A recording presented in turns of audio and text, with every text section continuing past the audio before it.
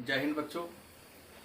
जैसा कि पिछला वीडियो में हम लोग मौर्योत्तर काल में भारत पर आक्रमण करने वाले विदेशी आक्रमण के बारे में चर्चा कर रहे थे और हमने उस वीडियो में हिंद यूनानी, पहलव और को पढ़ा करके शक के बारे में चर्चा प्रारंभ किया था, लेकिन टेक्निकल गड़बड़ी के कारण शको या सिथियन के बारे में चर्चा करने के क्रम में वीडियो रुक गई थी। तो एक बार और शक के बारे में चर्चा करते हैं और पुनः कुषाण पर चर्चा करेंगे। तो मौर्योत्तर काल में जो तीसरा विदेशी आक्रमणकारी भारत पर आक्रमण किया था उसका नाम था शक या सिथियन। मतलब शक को हम सिथियन के नाम से भी जानते हैं। शक एक खानाबदोश या घुमक्कर प्रजाति के थे। वह युची का विलेख था। मन में प्रश्न होगा खानाबदोश किसे कहते हैं? तो खानाबदोश का मतलब होता है जो भोजन की तलाश में यत्र तत्र भटकता हो, उसे हम खानाबदोश के नाम से जानते हैं। चीनी ग्रंथों में, चीन के पुस्तकों में शक जनजाति को सई या सईबाग कहा गया है। शक हुन जनजातियों के भय से भारत की ओर रुख किया था, लेकिन भारत में प्रवेश करने से पूर्व शक वर्तमान पाकिस्तान के सिंध प्रांत में अपना केंद्र बनाया था और सिंध को केंद्र बनाकर कुछ तक्षशिला में चले गए। उसके बाद भारत के पंजाब, काठियावाड़, सौराष्ट्र, उज्जैन और मथुरा में प्रवेश किया। शक जनजाति भारत में क्षत्रप प्रणाली मतलब प्रांतीय व्यवस्था की शुरुआत किया और क्षत्रप के जो शासक होते थे उसे क्षत्रपवान मतलब गवर्नर कहा जाता था। तक्षशिला में शक क्षत्रप की स्थापना मोग या मोयस नामक व्यक्ति ने किया था। महाराष्ट्र में शक क्षत्रप की स्थापना भूमक ने किया था। मतलब भूमक ने या भूमक छहरात वंश का था या छहरात वंश के संस्थापक थे। महाराष्ट्र में छहरात वंश के जो सबसे महान शासक थे उनका नाम था नहपान। उज्जैन में शक क्षत्रप की स्थापना चास्टन ने किया था और चास्टन का धर्मक वंश के थे। उज्जैन में शक क्षत्रप की स्थापना यशोमती ने किया था, लेकिन इसका अगला शासक चास्टन था। और शकों के जो सबसे महान शासक थे उनका नाम था रुद्रदमन। यह शकों के सबसे महान शासक थे। यह उज्जैन क्षत्रप के शासक चास्टन के पुत्र थे। मतलब रुद्रदमन के पिता चास्टन थे। रुद्रदमन के बारे में विशेष जानकारी हमें जूनागढ़ अभिलेख से मिलती है और जूनागढ़ अभिलेख भारत में संस्कृत भाषा में लिखा गया पहला अभिलेख है। जूनागढ़ अभिलेख से पता चलता है कि शक शासक रुद्रदमन ने युद्ध में शातवाहनों को पराजित किया था। जूनागढ़ अभिलेख में रुद्रदमन के उपलब्धियों के बारे में हमें पता चलता है। जूनागढ़ अभिलेख से पता चलता है कि मौर्य वंश के संस्थापक चंद्रगुप्त मौर्य के काल में गुजरात में गिरनार की पहाड़ी के पर सिंचाई के लिए एक झील का निर्माण किया गया था। उस झील का नाम था सुदर्शन झील। उस समय चंद्रगुप्त मौर्य के शासनकाल में जूनागढ़ के जो गवर्नर थे तुषार उनका नाम था। लेकिन जब मौर्य वंश के तीसरे राजा बने अशोक, तो सुदर्शन झील से सिंचाई के लिए नहर का निर्माण कर दिया, जिससे कृषि का पर्याप्त मात्रा में, प्रचुर मात्रा में विकास हुआ। लेकिन अशोक के मृत्यु के बाद मौर्य वंश के किसी भी शासक ने उस बांध या नहर पर ध्यान नहीं दिया। इसका परिणाम यह हुआ कि इस सुदर्शन झील के बांध में दरार पड़ गई। बरसात के मौसम में उसका पानी यूं ही बेकार चला जाता था। किसानों को खेतीबाड़ी करने में बड़ी परेशानी होती थी। रुद्रदमन अपने अपने निजी खर्च से सुदर्शन झील का निर्माण, पुनः निर्माण कराया था। हालांकि सुदर्शन झील का निर्माण तो राजकीय खर्च से ही किया था, लेकिन खर्च इतना ज्यादा हो गया कि उसके मंत्रिपरिषद के सदस्यों ने विरोध करना शुरू कर दिया कि राजकोष रिक्त हो जाएगा, तो निजी खर्च इन्होंने करा दिया। ये थे शक। और शकों के बाद मौर्योत्तर काल में भारत पर जो चौथा आक्रमण किया, उनका नाम था कुषाण। मतलब मौर्योत्तर काल में भारत पर आक्रमण करने वाले जो सबसे महान, जो सबसे प्रभुत्वशाली विदेशी आक्रमण हुआ, प्रभावशाली विदेशी आक्रमणकारी हुआ, वह था कुषाणों का आक्रमण। कुषाण जो युची जाति की एक शाखा थी। कुषाणों का मूल निवास चीन के उत्तर पश्चिम सीमा पर कनास प्रांत था। मतलब कुषाण जो थे वह चीन के उत्तर पश्चिम सीमा का एक राज्य था, कनास राज्य में निवास करता था। चीन की जब दीवार का निर्माण हो गया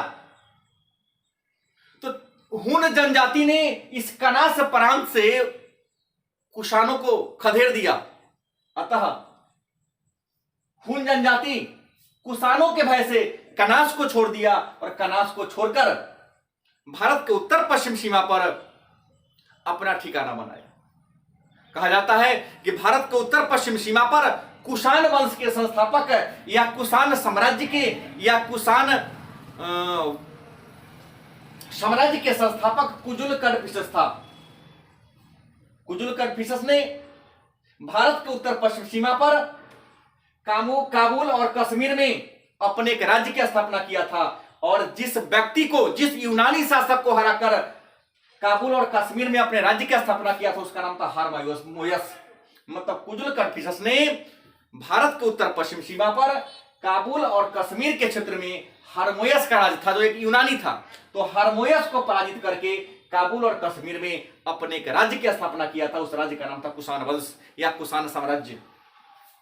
कुजुल कडफिसस, चूंकि हारमोयस एक यूनानी शासक को पराजित करके अपने राज्य की स्थापना किया था, इसलिए कुजुल कडफिसस ने जो सिक्का चलाया, उसके सिक्का पर एक तरफ हारमोयस का चित्र है और दूसरे तरफ कुजुल कडफिसस स्वयं का चित्र है। कुजुल कडफिसस ने कुषाण वंश की स्थापना 15 ईस्वी में किया था और 15 ईस्वी से लेकर 65 ईस्वी तक कुषाण वंश का शासक रहा। और कुजुल कडफिसस ने अपने शासनकाल में केवल और केवल तांबे का सिक्का ही जारी किया था। कुजुल कडफिसस का उत्तराधिकारी भीम कडफिसस था। कुजुल कडफिसस का उत्तराधिकारी भीम कडफिसस था, जिनका शासनकाल 65 ईस्वी से 78 ईस्वी के बीच था। और भीम कडफिसस के सिक्का पर यूनानी और खरोष्टी लिपि में लेख खुदे हैं या लिखे हैं। भीम कडफिसस ने अपने सिक्का पर स्वयं को महाराज, राजाधिराज, माहेश्वर या सर्वलोकेश्वर उपाधि से विभूषित किया है। भीम कडफिसस के सिक्का पर शिव, नंदी, त्रिशूल का चित्र है। चूंकि भीम कडफिसस के सिक्का पर शिव, नंदी और त्रिशूल का चित्र है, इससे पता चलता है कि भीम कडफिसस शैव धर्म को मानता था। भीम कडफिसस का उत्तराधिकारी कनिष्क था और कनिष्क कुषाण वंश के सबसे महान शासक थे। और कनिष्क का शासनकाल 78 ईस्वी से 101 ईस्वी के बीच माना जाता है। हालांकि इनके शासनकाल के संबंध में बहुत सारे विद्वानों ने अलग अलग विचार दिया है, लेकिन जो सबसे मान्य विचारधारा है, जो सर्वमान्य विचारधारा है, वह 78 ईस्वी से 101 ईस्वी के बीच। कहा जाता है कनिष्क का राज्यारोहण 78 ईस्वी में हुआ था और अपने राज्यारोहण के अवसर पर कनिष्क ने एक कैलेंडर, एक पंचांग चलाया था। इतिहासकारों ने कनिष्क के द्वारा अपने राज्यारोहण के अवसर पर जारी किए पंचांग को शक संवत नाम दिया।